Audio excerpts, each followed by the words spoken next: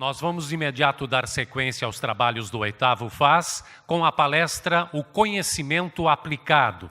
E convidamos para esta apresentação a senhora Gigi Cavalieri. Gigi Cavalieri faz parte do Grupo Empresarial Azamar e é presidente da ADCE São Paulo. Com a palavra, então, para a sua apresentação, Gigi Cavalieri.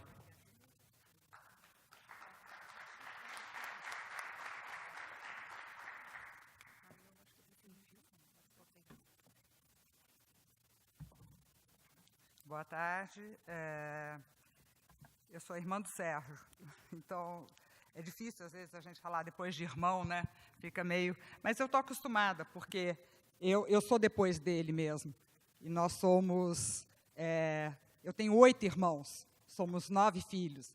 Então, quando a gente fala de conhecimento, eu sou a 6ª, eu já nasci no meio do conhecimento, né? Porque já tinha um monte de gente que veio antes, mais gente que veio depois, e a gente já trabalhava em rede desde que nasceu. Então, isso acho que também dá uma certa facilidade para a gente. E aí, quando eu fui convidada para falar aqui, eu falei, acho que esse pessoal não tem o menor conhecimento, né? Porque como é que me chamaram para falar sobre conhecimento? Agradeço o convite, mas falei, acho que eles não sabem o que eles estão fazendo. Eu acho que nós temos, aqui nós temos uma diversidade enorme, e compartilhar o conhecimento é uma coisa muito importante, né? Nós vimos aqui, ao longo desse tempo, o quanto que cada um de nós tem, porque cada fala a gente ia se identificando, né? Ou falando, posso me melhorar, posso fazer isso, posso fazer aquilo. E quando, no horário que eu ia falar, e eu vou pedir desculpa até um pouco numa coisa de brincadeira, assim, meio, mas não levem como chacota, e nós somos 9, né?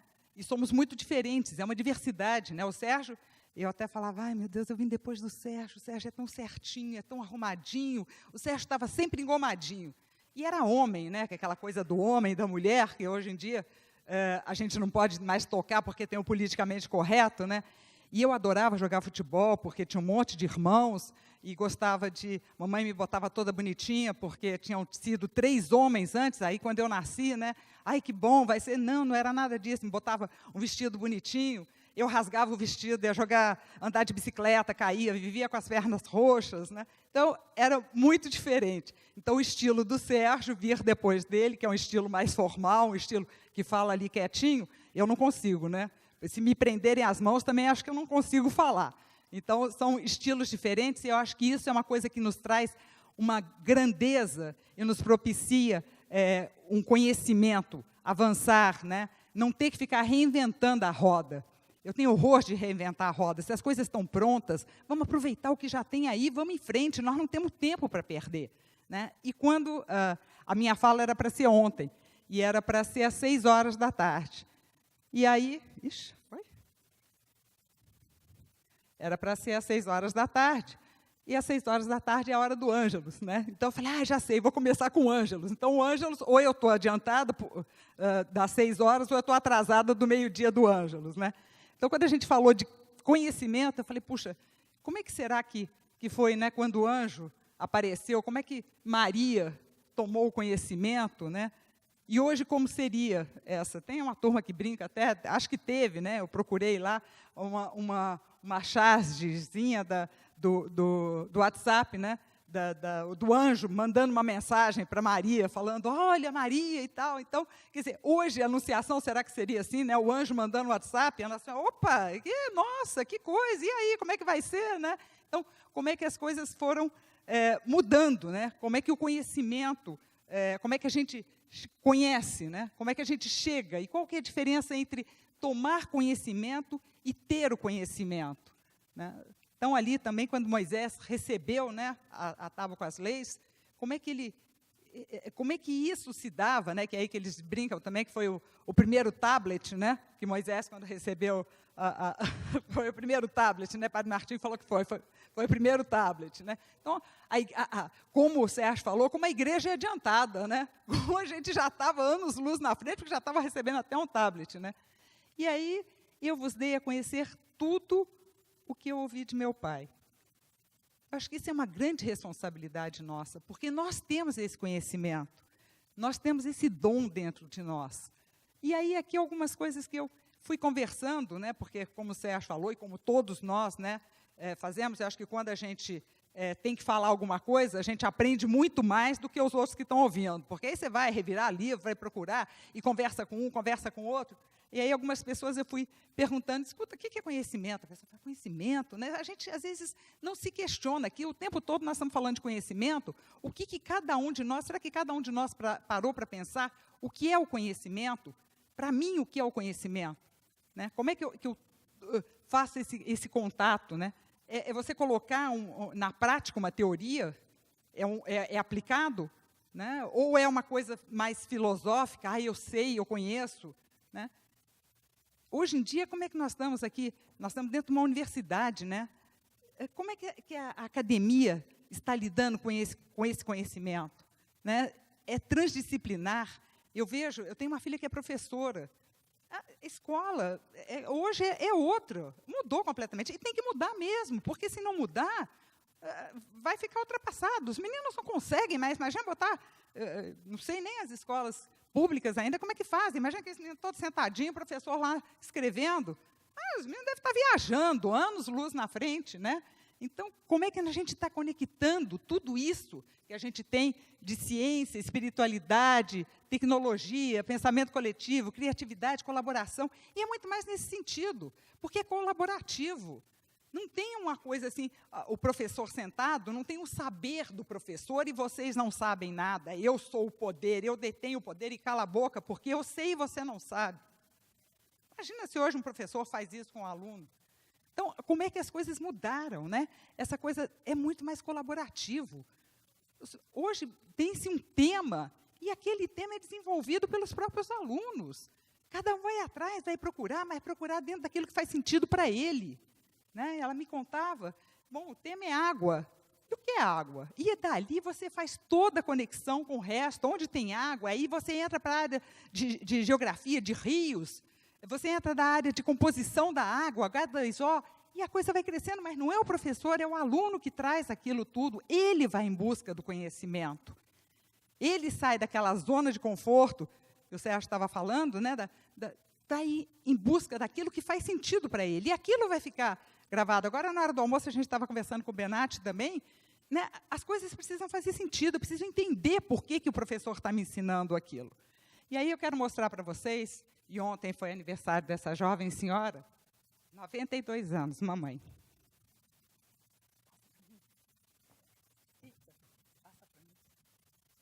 Eu perguntei para ela o que era conhecimento. Está sem som, está sem volume.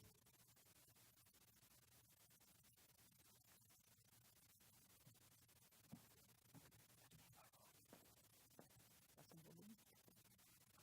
Ontem estava, até se abaixou.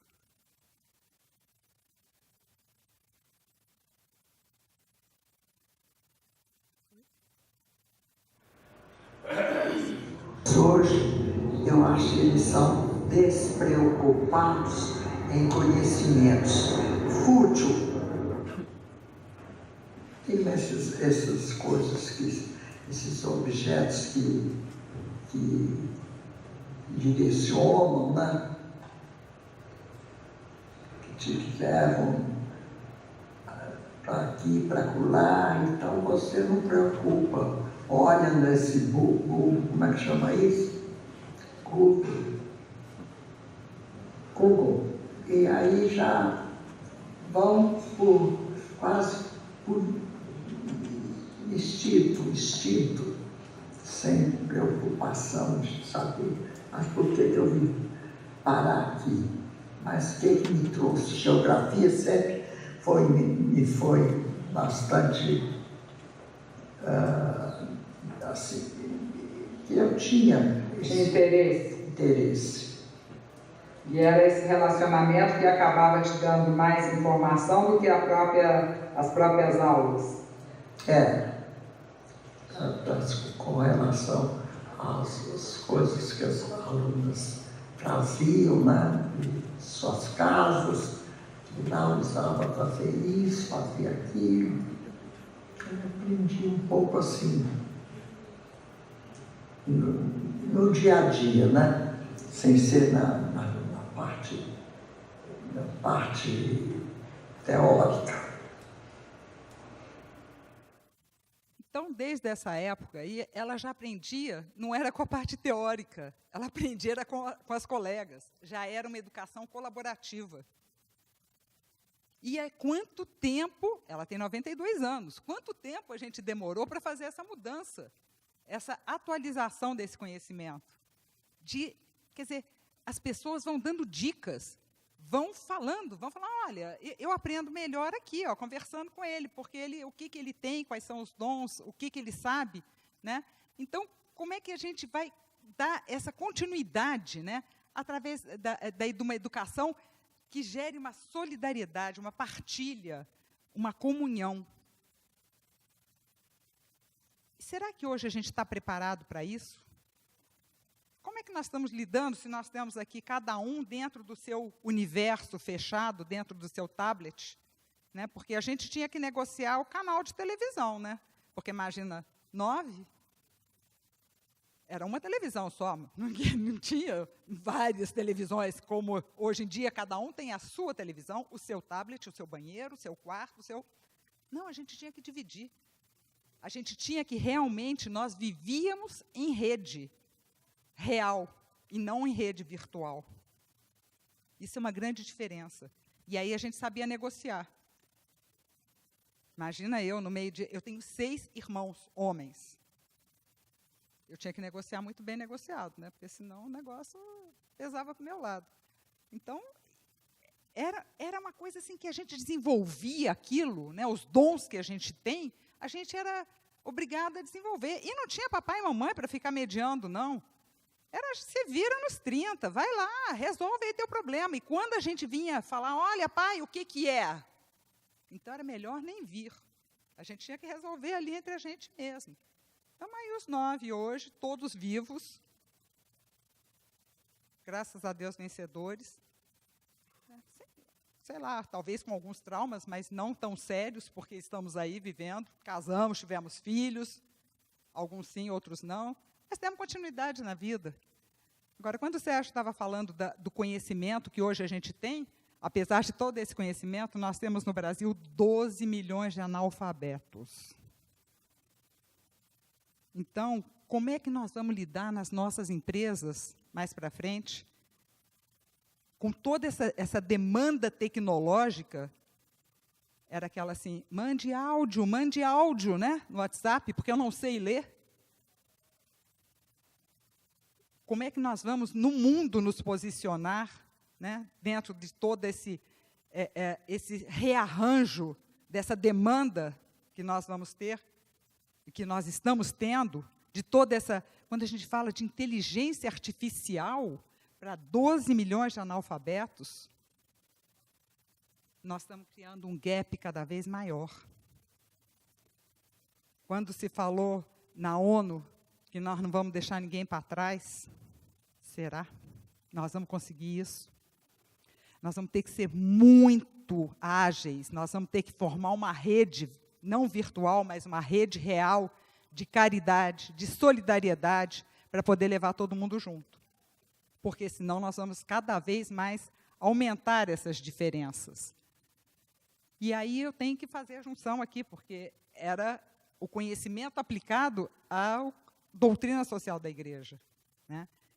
Então, o quanto que a gente tem, e olha, vou te dizer, Padre Martinho e todos vocês aqui podem dizer, a quantidade e de qualidade de material que nós temos dentro da igreja.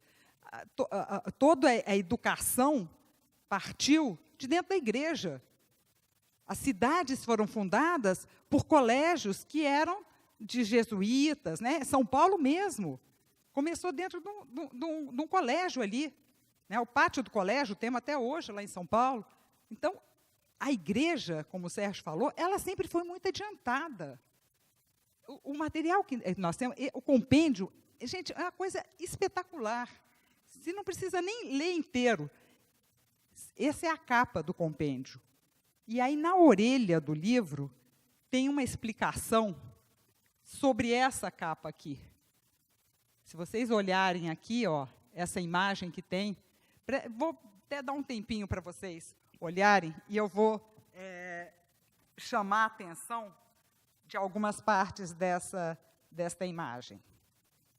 Aqui vocês estão vendo, à esquerda, a sabedoria. Uma senhora no alto, à esquerda, e acima dela está escrito: amai a justiça, vós que governais a terra. De se pensar, né? Amai a justiça. Aí tem uma haste da balança que está no perfeito equilíbrio. Em cima dela tem uma balança e que está no perfeito equilíbrio. A justiça distributiva e a justiça acumulativa. Em perfeito equilíbrio. Abaixo da justiça tem uma outra mulher, aqui do lado esquerdo, uma outra mulher com uma plana sobre os joelhos, que nivela, e essa plana, né, a descrição, que é para nivelar os ambiciosos. E a justiça se origina da concórdia, da harmonia na vida da cidade. Então, a justiça se origina da concórdia e da harmonia. Nós temos isso hoje nas nossas cidades. E a partir da concórdia, aqui embaixo, uma procissão de cidadãos de várias condições sociais, artesãos, padres, soldados, funcionários, o público em geral, e que se dirigem lá para o lado direito, para um palco onde estão 7 personagens, sendo que 6 são mulheres, e que são as virtudes: paz, fortaleza, prudência, magnanimidade, temperança e justiça. E essa ordem externa para colocar uma ordem interior, que o homem recebe como dom, mas que deve também escolher responsavelmente. Então, que nós devemos escolher responsavelmente o nosso dom. Essa depois aqui tem toda essa explicação, e a apresentação deve ficar disponível depois para vocês. E aí eu fiz aqui um pouco explicando, né, sobre as pilastras da doutrina social católica. Esse livro ele foi elaborado de uma forma que ele não é só especificamente para uma religião. Ele foi elaborado de uma forma que ele possa ser usado para todos os homens de boa vontade, que é a formação do homem integral. O homem não é fatiado, né? Há muito tempo atrás tinha-se, né, aquela visão, né, do homem. Não, o cara chega aqui na minha empresa, não me interessa o que acontece na casa dele, daqui para dentro ele que seja outro. Gente, cabe isso? É possível isso? Eu, com um baita de um problema na minha casa, agora tiro aqui essa roupa, deixo ali fora e entro com outra aqui? Isso não existe.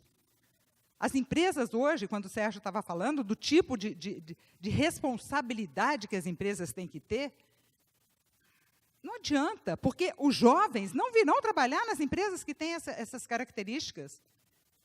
Não, o homem é um ser único, ele é integral.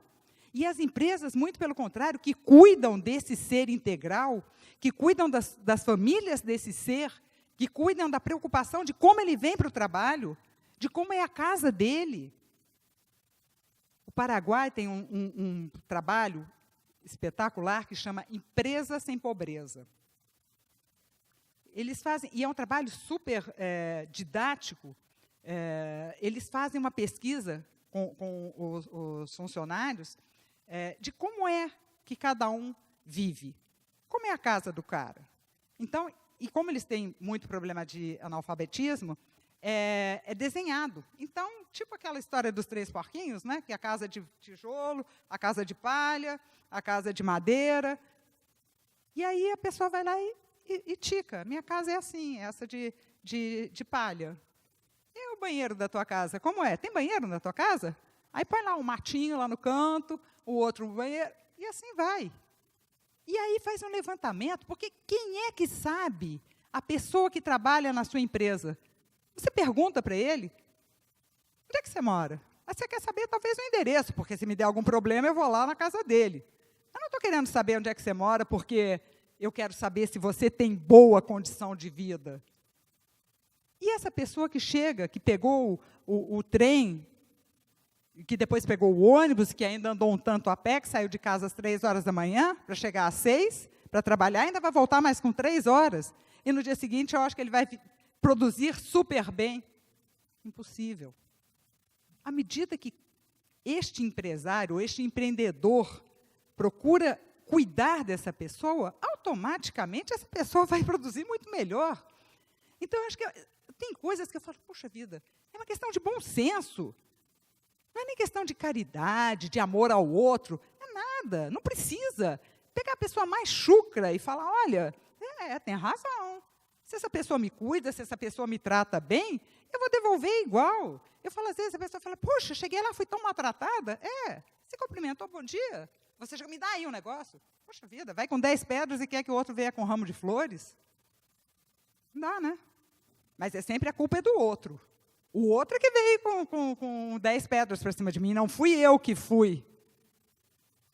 É muito mais fácil a gente terceirizar o problema, terceirizar a responsabilidade, ou qualquer outra coisa, mas nunca a culpa ou a responsabilidade é da gente. Porque, se for, nós temos que resolver. E aí fica difícil. E também a gente falou aqui uma questão que já foi citada, que é a questão do Templo de Delfos, né? Qual o lugar do homem na natureza, na sociedade? Será que nós nos conhecemos? Nós sabemos quem nós somos? A gente não para, né? Porque a gente vai no embalo, a coisa vai caminhando, vai numa velocidade tão grande, porque eu não tenho tempo. Porque eu já tenho que ler a próxima mensagem, eu já tenho que responder, e se depois você não respondeu rapidamente, a pessoa, poxa vida, mas já te passei a mensagem, tem um segundo e você nem respondeu, nem olhou a mensagem ainda, nem está o azulzinho ali que olhou. Nós estamos em busca de soluções de problemas? Ou nós estamos empurrando os problemas para baixo do tapete? Nós queremos resolver esses problemas? Ou também nós vamos terceirizar os problemas, que a culpa é do político, o político que resolva. E o que nós podemos fazer? Não, bom, e aí fala um pouco mais do livro, né, do compêndio da doutrina social, dos princípios, né, e que é realmente levar a nossa vocação. Qual é a nossa vocação? Qual é a vocação de cada um de nós? Nós somos construtores, nós somos corresponsáveis, né? Uma vez, o Sérgio falou do livro do... Como é que chama, Sérgio? Desse livro da... Vou chegar lá. Hã? Não, do capitalismo sustentável, não. Eu vou chegar lá. Nós somos coautores de Deus. Deus nos deu lá as árvores e tal, e esse palco aqui, ó, quem fez? Foi o homem. Nós temos a enorme capacidade de gerar pessoas. Gente, isso é a coisa mais maravilhosa e de maior responsabilidade. Gerar um filho. Isso é ser coautor. Olha que dom maravilhoso que Deus nos deu e que enorme responsabilidade. De preservar, né, de cuidar dessa terra e não exaurir, né? Porque a gente tem a interpretação bíblica, né? Submeter a terra, mas a gente tem que ter, porque nós temos consciência, nós temos o saber, nós temos o conhecimento, então nós temos esta responsabilidade, né? E a questão da solidariedade, na medida de compreender os outros e de sermos solidários, de acompanhar, de entender, de olhar.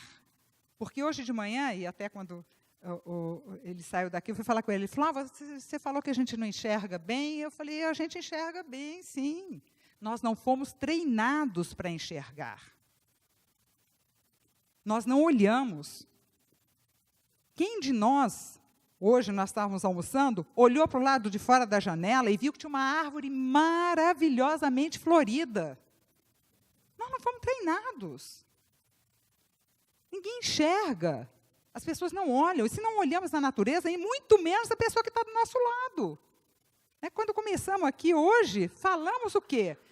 Vamos entrar aqui e sair sem saber quem estava do nosso lado. Não experimentamos, não sentimos nem a dor do outro, muito menos a alegria.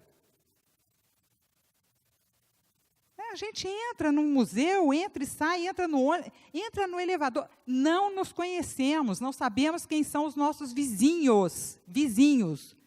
Eu, uma vez, eu não sei se essa origem meio mineira aí, se a gente tem um pouco mania de se relacionar.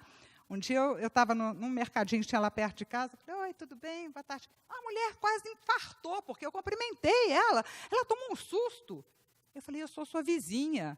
Ah, é?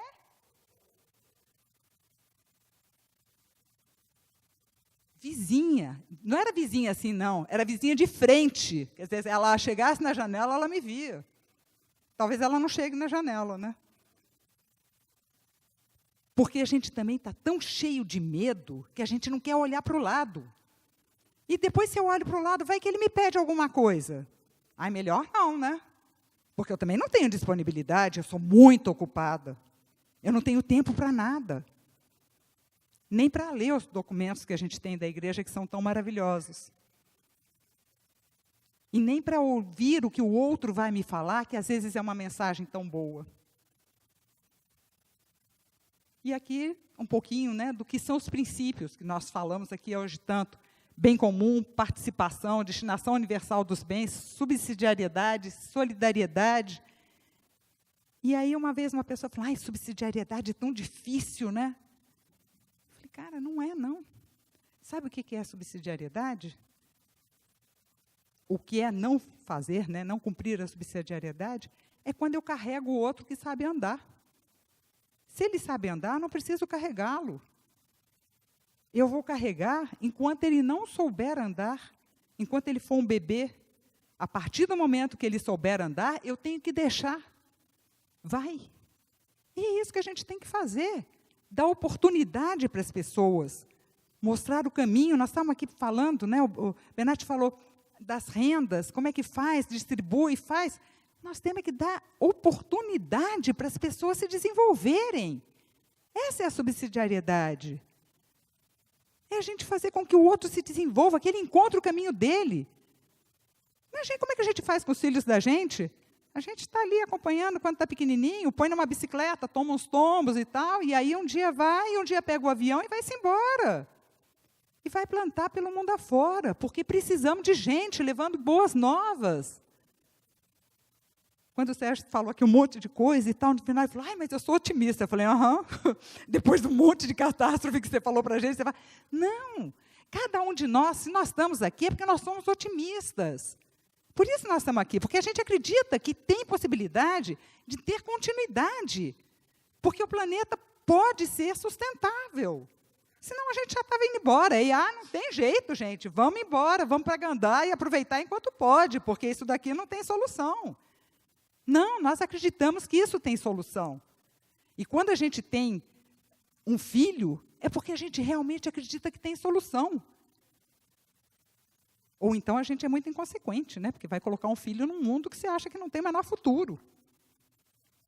Então, cabe a cada um de nós, se não for com o filho, com o sobrinho, com um aluno, mostrar um caminho de realização, um caminho de solidariedade, um caminho de subsidiariedade, que são todos esses valores. Cabe a cada um de nós sair daqui muito diferente do que entrou e acreditando que é possível, sim, ter um mundo muito melhor. Mas só se nós fizermos a nossa parte. Porque ficar na zona de conforto sentadinho não vai acontecer. E uma das coisas que muito me aflige é quando a gente tem esse tipo de encontro assim, e a gente sai, e aí não acontece mais nada. Então, a gente tem que sair daqui com propósito. O que nós vamos fazer a hora que a gente sair daqui? O que nós vamos fazer amanhã? O que nós vamos transformar na nossa vida, no nosso espaço? Não vamos botar a trava muito alta, porque tem um amigo nosso que fala, se você coloca a trava muito alta, você não consegue pular e você vai desanimar. Vamos botar uma trava bem baixinha. Opa, pulei, que bacana, consegui passar isso daqui. Então, dá para eu subir um pouquinho mais. Sabe, das coisas mínimas. Sei lá, separar lixo é pouco, mas e daí? Vamos começar com isso. Vamos fazer aquilo que estiver mais perto da gente e que é possível. E iluminar as pessoas que estão perto de nós. De sermos luz no mundo. Dar sabor na vida das pessoas. Ixi, tinha um monte de coisa. Bom, esses são os documentos, né, que a gente tem, que são maravilhosos, da Rero Novari, que é uma não luta, mas uma concórdia entre as classes. E hoje nós estamos num caminho completamente diferente, né? Nós estamos cada vez mais de dedos, de apontar, de eles e nós, altos e baixos, gordos e magros, ao invés de nos solidarizarmos, né? O homem só, quando cair, não terá ninguém que o levante. Aliás, não vai ter ninguém que o levante, porque ninguém vai ver nem que ele caiu. Porque vai estar todo mundo no tablet, vai estar todo mundo no WhatsApp, não vai nem reparar que alguém caiu do seu lado. O irmão que é ajudado por seu irmão é como uma cidade forte. São laços, são redes. Depois a Caritas in Veritate. Amar alguém é querer o seu bem e trabalhar eficazmente pelo mesmo. O bem comum, que nós já falamos. O bem comum, gente, eu tenho certeza que o dia que cair a ficha do bem comum, o mundo vai ser diferente. Porque eu não vou estar querendo para mim, eu vou estar querendo para todos.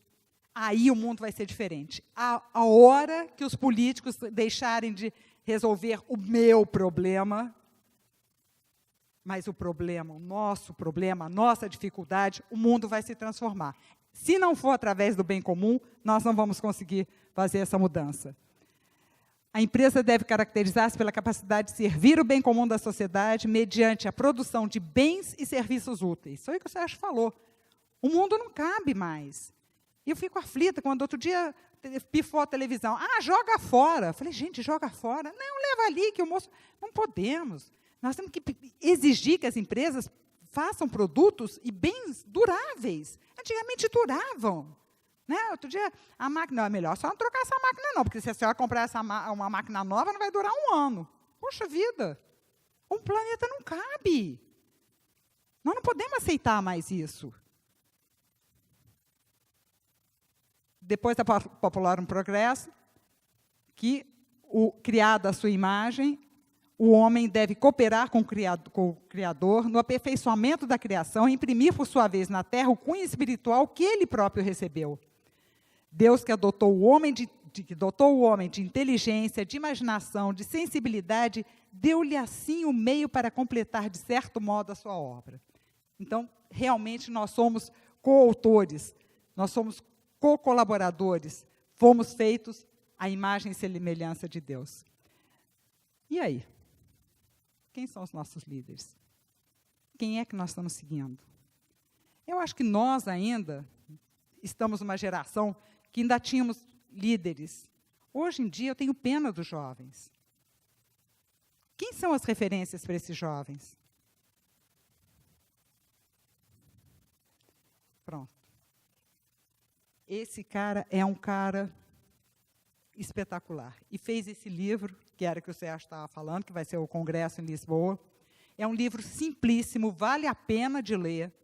É um livro espetacular e que fala da vida dividida. Porque de que nos adianta, domingo bonitinhos, vamos à missa e tal, segunda-feira vira a chave, é agora, eu estou no mundo. Aquilo é para a igreja. Aqui fora é diferente. Isso é uma vida dividida. É igual que nós queremos de um colaborador que cheio de problema lá e aqui seja diferente. Não dá para ser assim. Não dá. Não existe vida dividida. Ou a gente acredita naqueles princípios e valores que estavam ali, ou então de nada vale. Como é que eu posso entrar aqui? Ah, não, aqui porque senão o mundo me engole. Que mundo me engole? O mundo somos nós mesmos. É a tal história, se eu for com amor para o outro vem com amor. E se não for por amor, gente, não vai ter conserto. Não vai ter conserto. A salvação do mundo vai ser o amor. E o bem comum, porque se eu amo, eu quero o bem do outro também. E aí ele fala, né, que é o divórcio entre a fé e o comportamento cotidiano. as exigências da fé de cada um e o seu trabalho na empresa, o apego doentio ao poder em prejuízo do bem de si próprio. E ninguém pode servir a dois senhores.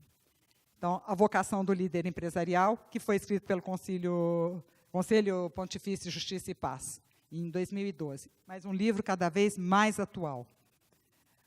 E aqui eu falo de o que a gente, nas nossas vidas, nas nossas empresas, que a gente precisa. Propósito, sonho, inovação, uma empresa sendo uma comunidade. A gente fica muito mais tempo dentro das nossas empresas do que nas casas. O convívio com os colegas de trabalho é, muitas vezes, muito maior. E outro dia teve... realmente acredito, gente, o mundo está mudando muito. Outro dia tinha uma pessoa me contando que ele tem 3 filhas. E ele falou, engraçado, que na minha empresa, a minha secretária está grávida, e eu agora recebo todo mês uma mensagem assim, a fulana está entrando no 3º mês de gravidez. Pode ser que aconteça isso, pode ser que aconteça aquilo, pode ser...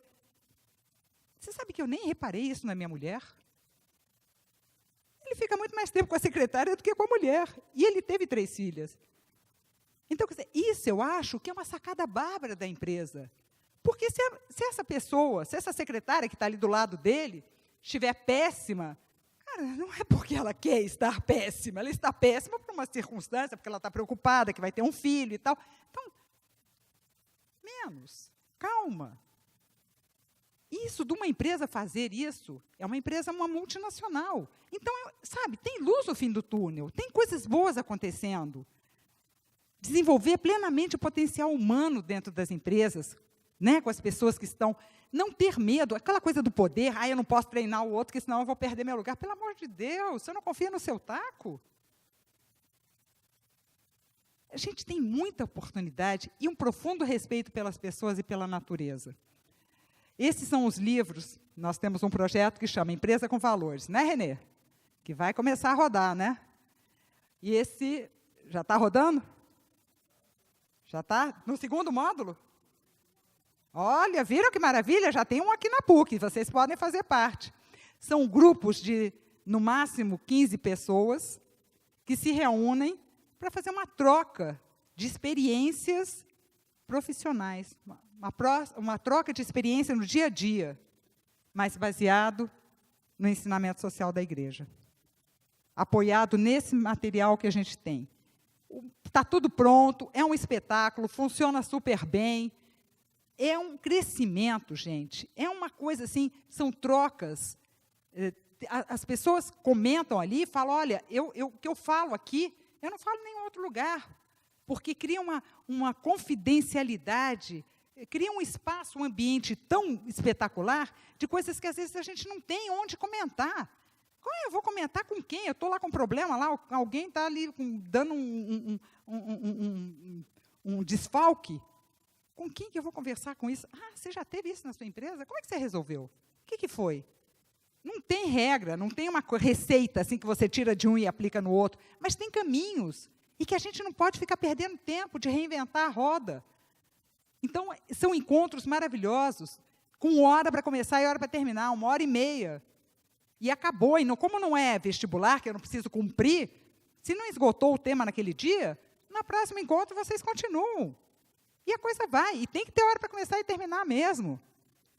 Em Minas já tem 30 grupos desses.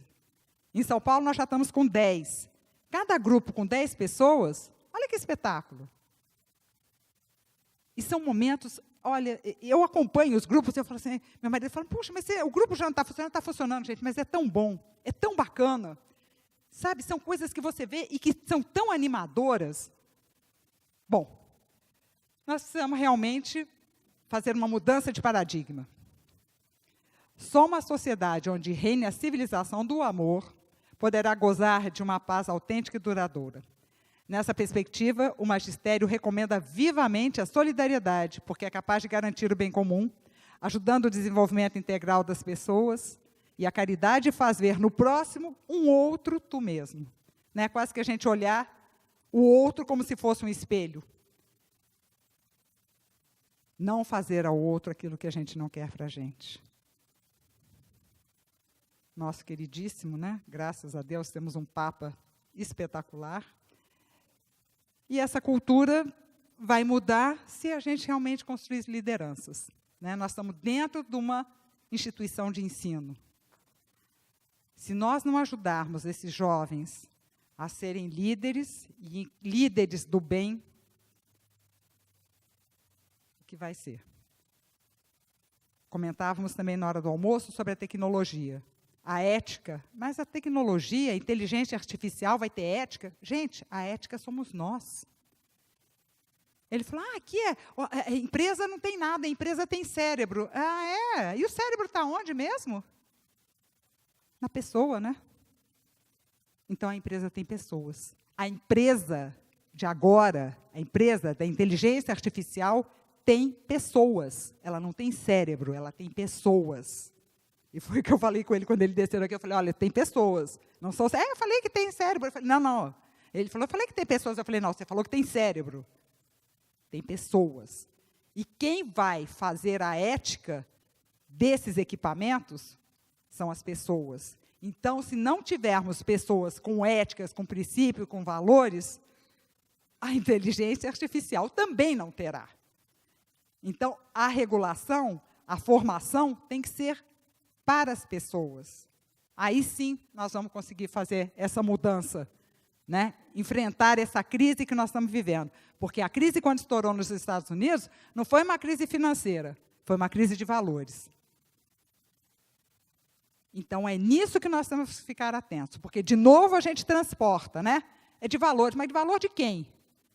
É nosso. Somos nós os responsáveis por essa falta de valores, essa falta de princípios, porque nós não estamos transmitindo para as gerações futuras isso.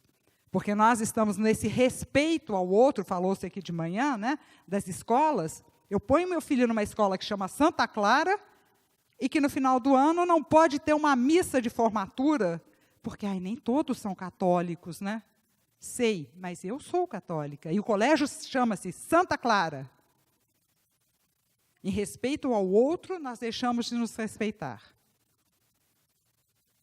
Então, nós temos que ser um pouco mais exigentes e botar limites, sim, e levar o nosso conhecimento, os nossos valores, onde nós formos. Sabe, essa sociedade líquida e gasosa não vai dar em lugar nenhum, porque ela vai desaparecer. Nós temos que ter uma base, nós precisamos sair de algum lugar, onde as nossas raízes estão fincadas. São nesses princípios e nesses valores. Bom, aqui eu faço um agradecimento às pessoas, porque é uma pessoa que eu fui perguntar para ela, então, o que você acha? Ela me mandou um WhatsApp, olha, eu acho que valor é isso. Não esqueça de dar créditos a quem falou. Então, eu falei, tá bom, não vou deixar de dar créditos a quem falou. Então, agradeço a paciência de vocês, espero que tenha conseguido compartilhar um pouco e que vocês saiam aqui animados para que levar para o mundo uma mensagem de esperança e de que é possível, sim, ter um mundo melhor e um mundo sustentável. Esse mundo não vai acabar se nós fizermos a nossa lição de casa. Se nós, enquanto a DCE, enquanto pessoas de boa vontade, fizermos a nossa lição de casa, o mundo vai ser muito melhor. Tenho certeza disso. E tem muito mais gente boa no mundo do que gente ruim. Só que os filhos das trevas, às vezes, são mais espertos. Então, nós temos que, sabe, levantar, sacudir a poeira, dar a volta por cima e fazer com que o mundo realmente seja muito melhor. Muito obrigada pela paciência de vocês.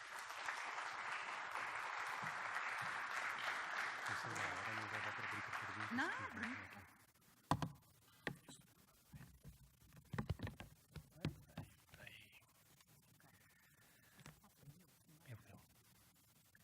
Nós agradecemos imensamente a participação de Gigi Cavalieri no nosso 8º FAS.